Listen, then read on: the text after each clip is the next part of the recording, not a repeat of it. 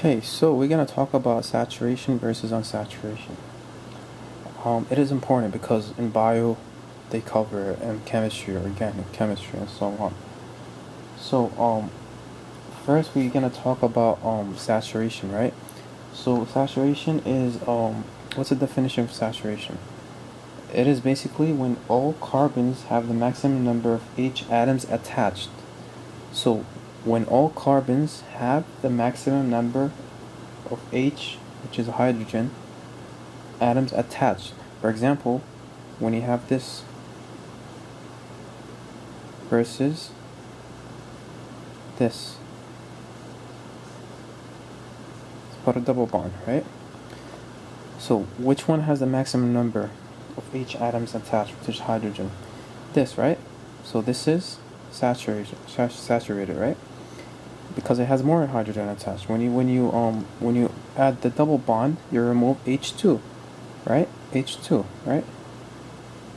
From here and from here, H from here, H from here, which is H2. This is saturated, right? This is unsaturated. This is saturated. Sorry. So the formula for the general formula for saturated alkanes is CnH2n plus 2, right? Also in fatty acids, when you see fatty acids in bio, we have that tip and the tails, right? It has a lot of double bond, right? It has a lot of kinks. The double bond makes kinks, right? Makes kinks. So that's that makes it unsaturated. Another example for saturated is this is unsaturated, by the way, don't get it confused.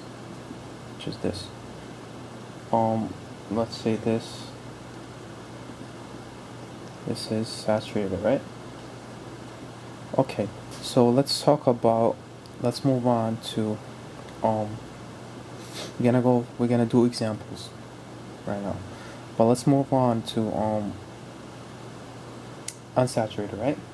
So let's talk about the degree of saturation, right? So what is that? What is the degree of unsaturated?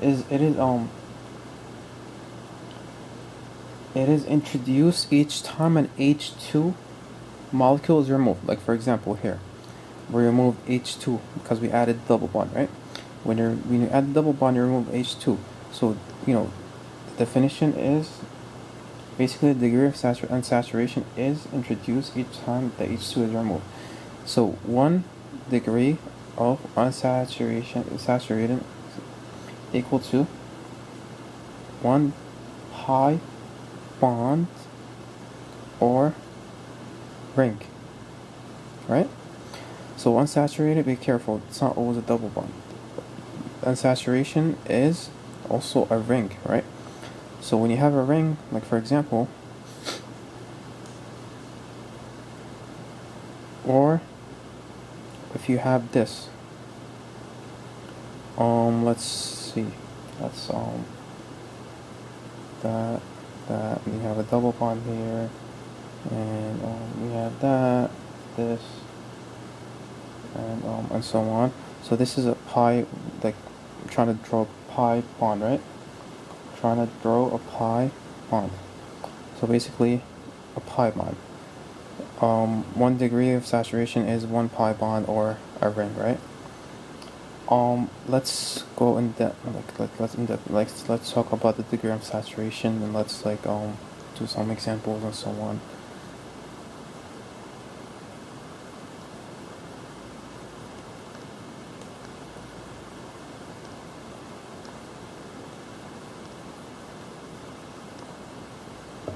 This is very important concepts. Okay, let's do this. Okay. For example, if you have this, let's make it more complicated.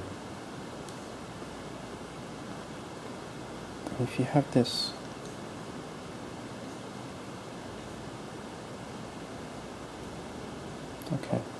okay, you have these two, right? Which one is which one is saturated and which one is unsaturated? Which one? This one or this one? Actually, both of them are unsaturated. This is unsaturated, right? Remember, a ring. It's a ring. And this one's unsaturated because it has a double bond, right? So both are unsaturated. Let's do the degree of unsaturated. Like, let's calculate and everything. So what's the formula? It is 2n plus 2, right? Minus x over 2, right? So the 2n plus 2 is the number of hydrogens if it is saturated. So in this case, we're talking about unsaturated, right? So 2n minus x.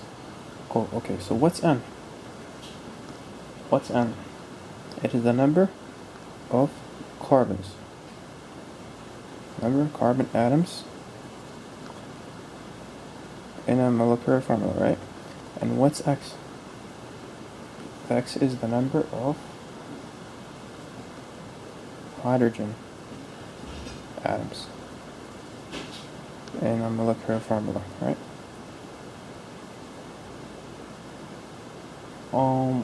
Let's do an example. Let's say C9H20,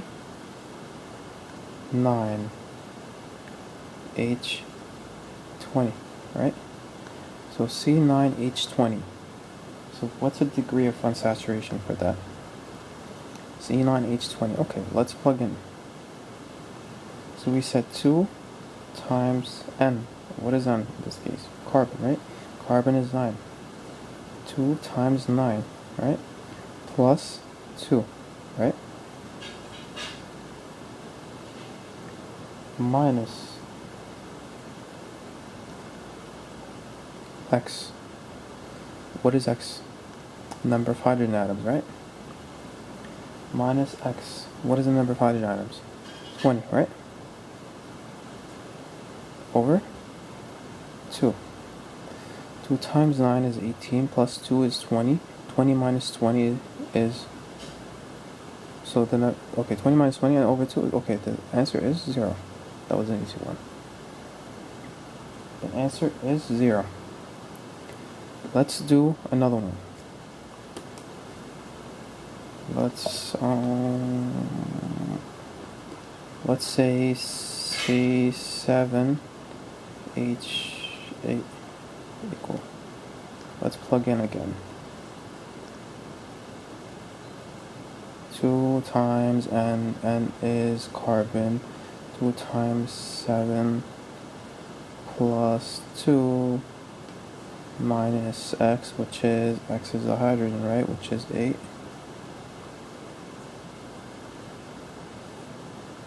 My handwriting is bad. Over 2, right? 2 times 7 is 14, right? 14 plus 2 is 16. 16 minus 8 is 8. 8 over 2 is 4. 4, right? Okay, we have to talk about the exceptions as well. Those are easy. Those examples are easy. Okay, let's talk about exceptions. So for compounds that contain halogens,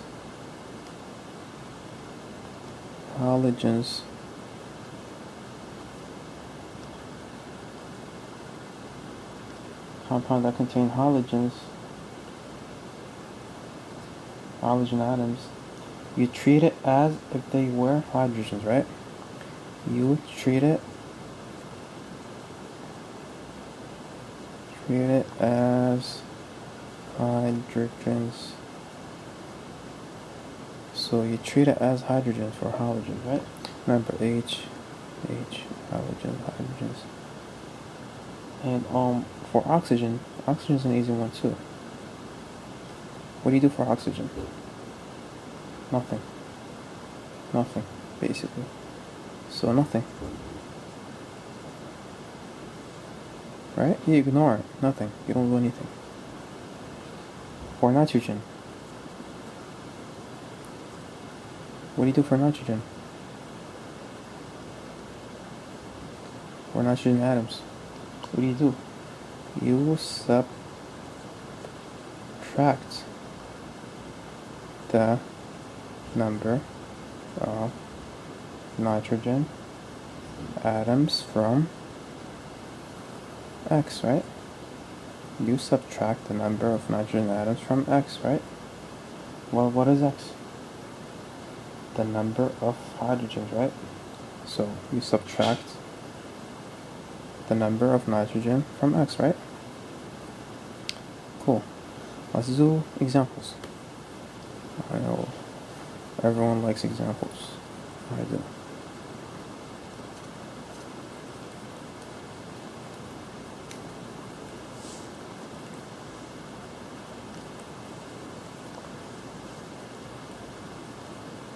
Right?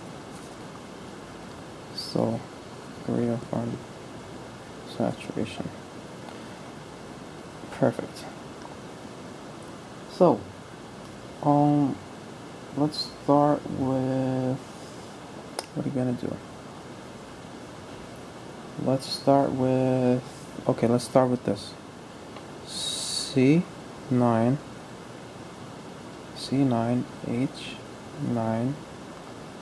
C9H9, and let's make it 4. Okay, let's calculate this. What do we do? So first, what is the formula? So you plug in 2 times n. What is n in this case? The number of carbon, right? 2 times n. First, what do we have here? We have nitrogen. What do we do with nitrogen? What do we do with nitrogen? We subtract, right? We subtract the number. We subtract nitrogen from hydrogen, right? So we had 9, right? Right now we're going to have 8, because we have 1 nitrogen, right? What do you do with oxygen? You ignore it. You don't look at it, right? So let's do it. So 2 times n. What is n? 9, right? Times 2 times n plus 2, right? Minus x. What is x? The hydrogen, right? The hydrogen number, which is 8, right? Over 2.